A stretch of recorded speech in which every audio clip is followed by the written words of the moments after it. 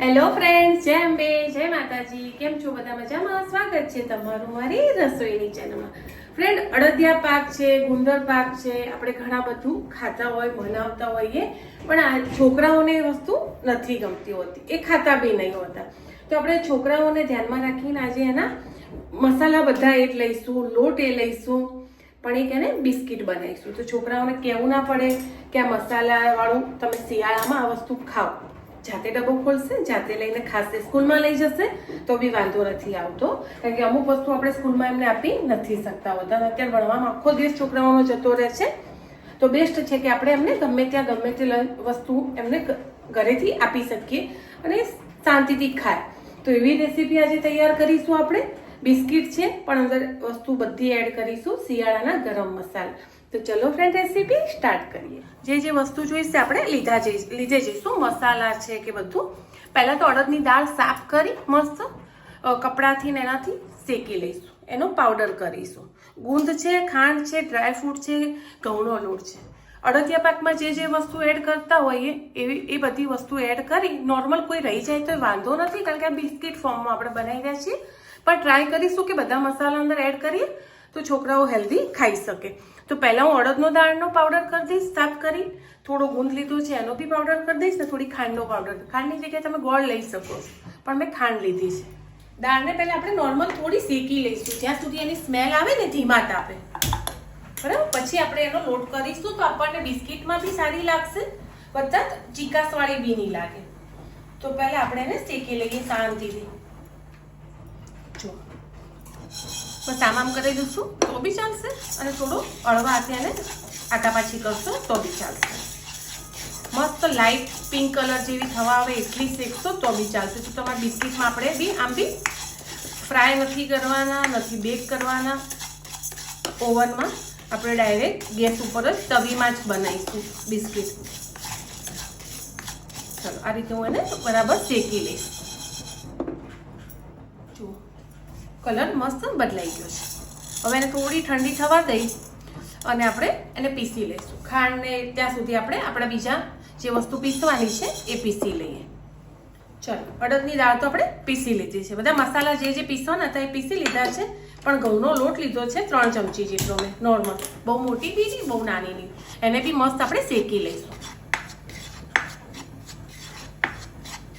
થોડી સ્મેલ આવવા લાગે ને ઘઉંના લોટની જેમ, આપણે માતર બનાવીએ એને કેવી સુગંધ આવે, બસ એ રીતે થોડો શેકી લઈશું. કોઈ તેલ કે ઘી, અરે સોરી ફ્રેન્ડ, ઘી કે એવું કશું જ એડ કરવાનું નથી, નોર્મલ કોરો શેકવાનો છે. 5 મિનિટમાં મસ્ત ધીમા તાપે તમારો લોટ શેકાઈ જશે. ચલો, તો ઘઉંનો લોટ મેં શેકીને લઈ લીધો છે. એક બાજુ આપણે ઘી બી ગરમ કરીને લઈ લઈશું, જે રીતે જોઈશે આપણે એ રીતે.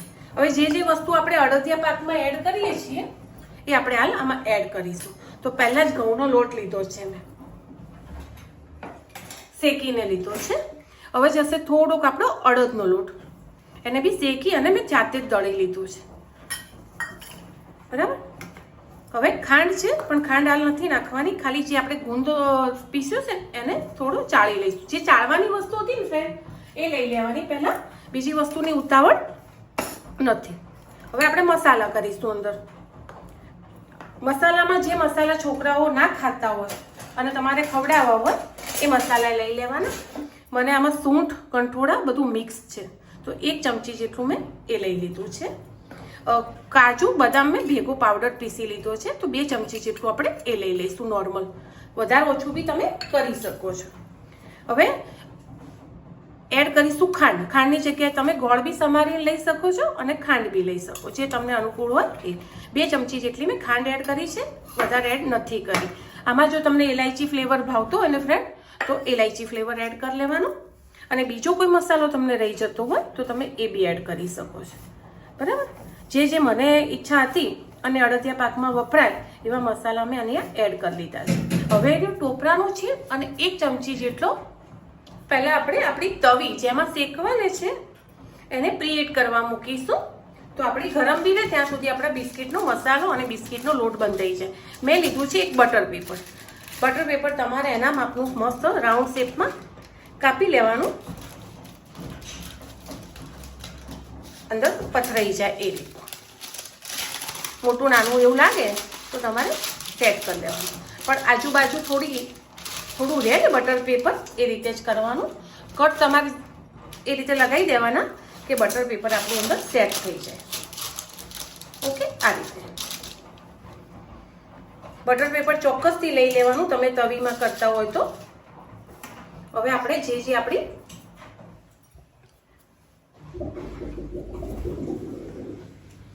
આ રીતે ઢક્કણ ઢાંકી અને પ્રીહીટ કરવા 10 મિનિટ મૂકી દેવાનું, જ્યાં સુધી આપણે બિસ્કિટનો મસાલો બી તૈયાર કરીએ અને બિસ્કિટનો લોટ બી બાંધી લઈએ. હવે એડ કરીશું આપણે ટોપરાનું છીણ,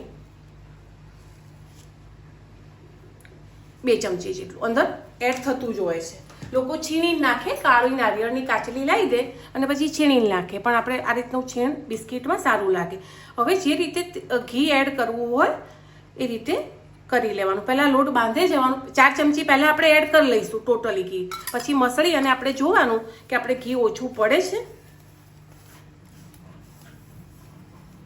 જો પ્રોપર ઘીમાં બાંધશો ફ્રેન્ડ લોટ તો બી તમને ખાવાની બિસ્કિટ મજા આવશે. અને કે ના એટલું બધું ઘી નથી લેવું તો તમે થોડું દૂધ બી લઈ શકો. દૂધ બી ના લેવું હોય, બહુ ટાઈમ સુધી ચલાવવા હોય તો પાણીથી લોટ સહેજ 2-4 ટીપા કે 1 ચમચી જેટલું જે જરૂર પડે એટલું પાણી લઈ લેવાનું.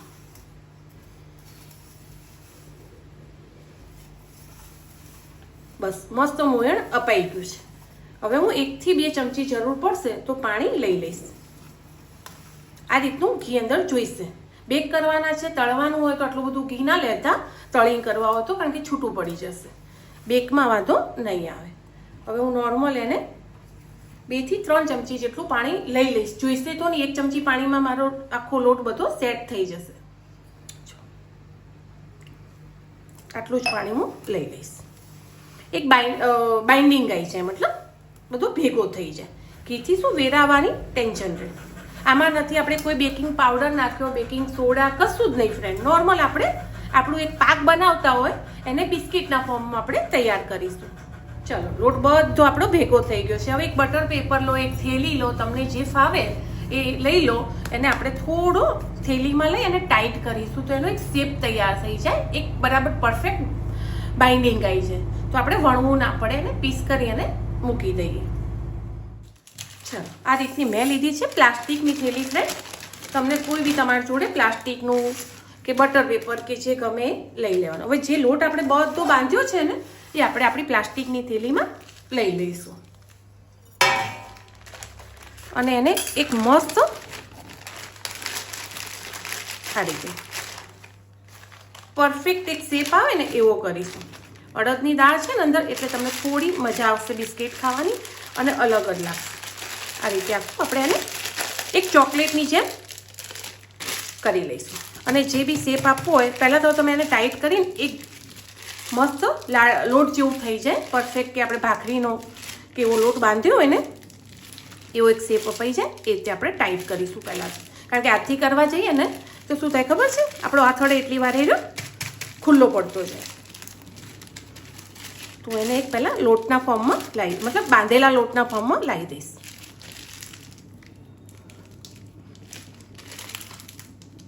પછી તમારે એને બસ આ રીતે જે શેપ આપવો હશે ને પરફેક્ટ રીતે અપાઈ જશે. જો વણીને કરવું હશે તો તમે વણીને બી કરી શકશો. પતળા પતળા બિસ્કિટ કરવા હોય, ઓવન ના હોય, કઢાઈમાં કરતા હોય તો. પણ પહેલાં એને મસ્ત આપણે બાંધી લઈશું. ચલો બતાવું, એક ગોળા જેવું મસ્ત તૈયાર થઈ ગયું છે. દેખાય તમને? એવું આપણા હાથથી ના થતું ફ્રેન્ડ. હવે તમારે જે શેપ આપવો હોય એ તમે એને આપી શકો. હાથથી તમે ગમે એટલું એને મથતા ને તો તમારે આ રીતનો ગોળો તૈયાર ના થતો. બરાબર, મસ્ત લોટ તૈયાર થઈ ગયો છે.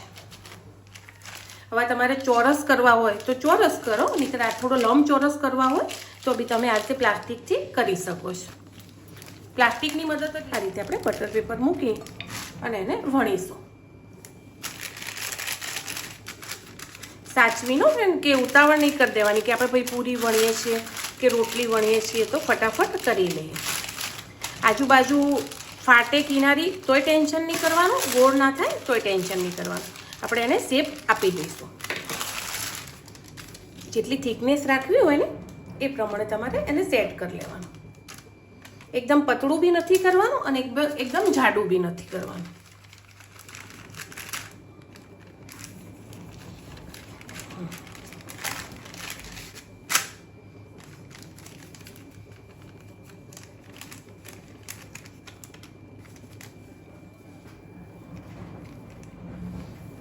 હવે આપણે એને ચોરસ કટ કરી લઈશું પહેલા.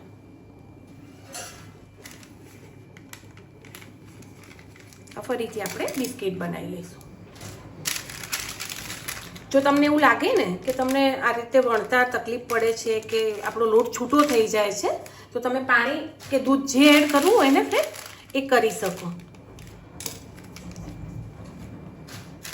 તમને આ રીતે વણતા ખાવું જોઈએ.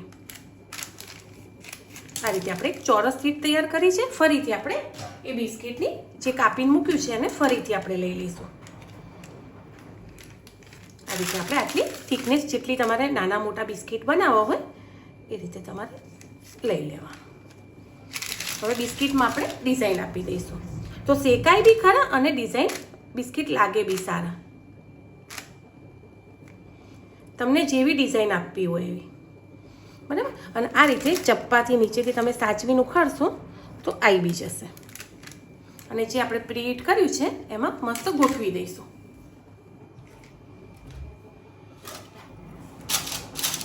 નીચે લોખંડની તવી રાખવાની, આવી કોઈ તવી તમે લો ને એટલે, બરાબર. અને સાચવીને આપણે એમાં પ્રીહીટ જેમાં કર્યું છે એમાં મૂકી દઈશું.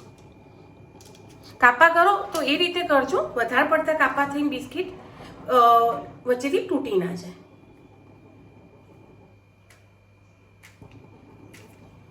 બરાબર. ચપ્પુ સાચવીને લેવાનું આ રીતે. અને જે પ્રીહીટ કર્યું છે ત્યાં એક એક બિસ્કિટ આપણે ગોઠવતા જઈશું. જેટલા આપણા ઓવન મતલબ જેમાં આપણે શેકીએ છીએ એમાં આવે એ પ્રમાણે આપણે બિસ્કિટ બનાવી લેવાના.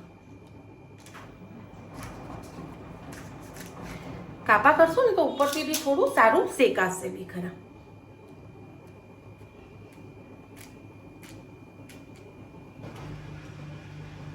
ડ્રાયફ્રૂટ મેં મોટા નથી રાખ્યા. તમને ગમતા હોય અને છોકરાઓને દેખાવમાં ફાવતા હોય અને કે ભાઈ એ ડ્રાયફ્રૂટ દેખીને બી ખાય છે અમુક છોકરાઓ મારા જેવા, તો તમે મોટી ક્રંચ મોટા બી રાખી શકો છો કે પીસ. ખાલી વળતી વખતે તમારે થોડું ધ્યાન રાખવું પડશે કે બિસ્કિટ તૂટી ના. જો સહેજ કાપો મેં મોટો કર્યો તો એમાં મારું બિસ્કિટ તૂટી ગયું. એટલે આ બધું ધ્યાન રાખી અને મસ્ત, કારણ કે ઘીનો ભાગ વધારે હોય ને એટલે આ બધા પ્રોબ્લેમ થાય થોડા. અને અડદનો લોટ છે એટલા માટે કંઈ વાંધો નહીં આવે, પણ મસ્ત બિસ્કિટ આપણું તૈયાર થશે.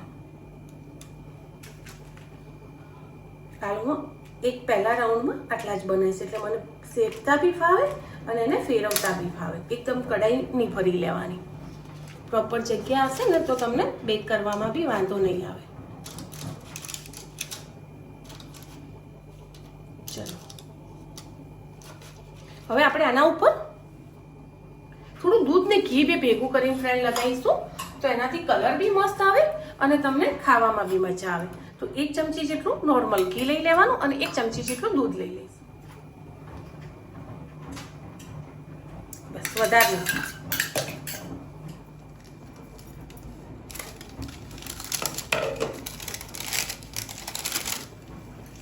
ચલો જે દૂધ ને ઘી આપણે ભેગું કર્યું હતું ને એને મસ્ત એના ઉપર લગાવી દઈશું.